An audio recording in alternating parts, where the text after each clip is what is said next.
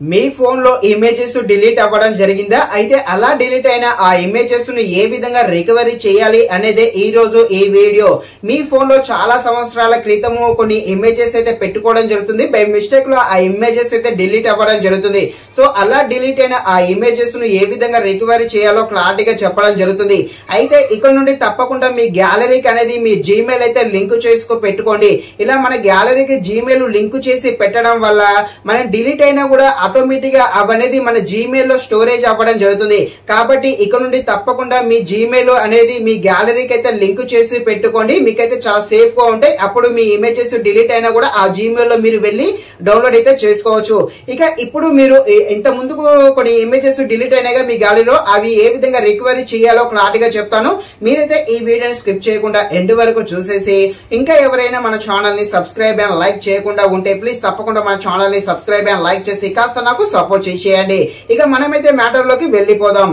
మన ఫోన్లో డిలీట్ అయిన వీడియోస్ ఫొటోస్ రికవరీ చేయాలంటే మనమైతే ఒక యాప్ అయితే ఇన్స్టాల్ చేయాల్సి వస్తుంది.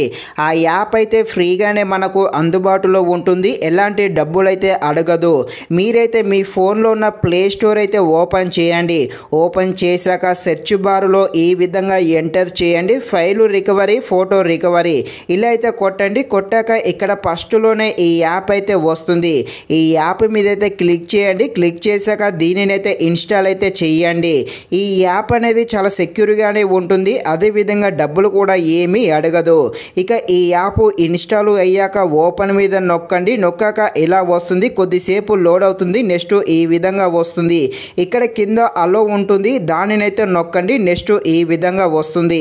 ఇక్కడ లాంగ్వేజ్ అయితే అంటే మన లాంగ్వేజ్ అయితే సెలెక్ట్ చేసుకోవాల్సి వస్తుంది. ఇక్కడ మీరైతే ఇంగ్లీష్ మీద అయితే క్లిక్ చేయండి. క్లిక్ చేశాక పైన టిక్ మార్క్ ఉందిగా దానినైతే నొక్కండి. ఇలా వస్తుంది. కింద స్టార్ట్ ఉంటుందిగా దానినైతే నొక్కండి. నెక్స్ట్ ఇలా వస్తుంది. ఇక్కడ అమౌంట్ అడుగుతుంది. ఇది మనకు అవసరం లేదు. అమౌంట్ లేకుండా కూడా అంటే అమౌంట్ కట్టకుండా కూడా మనకైతే రికవరీ అవుతుంది. కాకపోతే అమౌంట్ కడితే ఇంకెక్కువగా రికవరీ అవుతుంది. కాకపోతే ఇక్కడ అమౌంట్ అయితే ఏం పే చేయాల్సిన పనే లేదు. మీరైతే ఎట్టి పరిస్థితుల్లో కూడా ఇక్కడ అమౌంట్ అయితే ఎట్టి పరిస్థితుల్లో కూడా పే అయితే చేయవద్దు. పైన ఉంటుందిగా దాని ఇక్కడ స్కిప్ అని ఉంటుంది. పైన ఆ స్కిప్ మీద అయితే నొక్కండి. నెక్స్ట్ ఇలా వస్తుంది. ఇక్కడ మీరు ఏది రికవరీ చేద్దాం అనుకుంటున్నారో అదైతే సెలెక్ట్ చేసుకోవాలి. ఫోటోలా లేకపోతే వీడియోలా ఇంకా ఇక్కడ ఏమేమి ఉన్నాయో అవన్నీ కూడా రికవరీ చేయవచ్చు. నేనైతే ఇక్కడ ఫోటో మీద అయితే నొక్కడం జరుగుతుంది. నొక్కాక ఇక్కడ ఏ విధంగా వస్తుంది. కింద అలో ఉందిగా దానినైతే నొక్కండి. నెక్స్ట్ ఇలా వస్తుంది. ఇదైతే ఇక్కడ ఆఫ్లో ఉంటుంది. దీనినైతే ఆన్ చేయాల్సి ఉంటుంది. దీని మీద నొక్కిన విత్ ఇన్ సెకండ్లోనే నెక్స్ట్ ఈ విధంగా వస్తుంది. ఇక్కడ సెకండ్ది ఉందిగా డిలీట్ ఫైల్ అని దాని మీద అయితే నొక్కండి. నొక్కిన వెంటనే కొంచెం అయితే లోడ్ అయితే అవుతుంది. ఈ విధంగా లోడ్ అయ్యాక ఇక్కడ మనము ఏమేం డిలీట్ చేసామో అన్ని ఇమేజెస్ అయితే ఇక్కడ చూపించడం జరుగుతుంది. మొత్తము నేనైతే 4630 ఇమేజెస్ అయితే డిలీట్ చేయడం జరిగింది. ఇక్కడ చూపిస్తుంది. నాకు ఇంకొక ఛానల్ కూడా ఉంది. మూవీ రివ్యూస్ ఇస్తూ ఉంటాను. సో అందుకే ఇక్కడ మూవీ రివ్యూకు సంబంధించిన ఇమేజెస్ అయితే రావడం జరిగింది.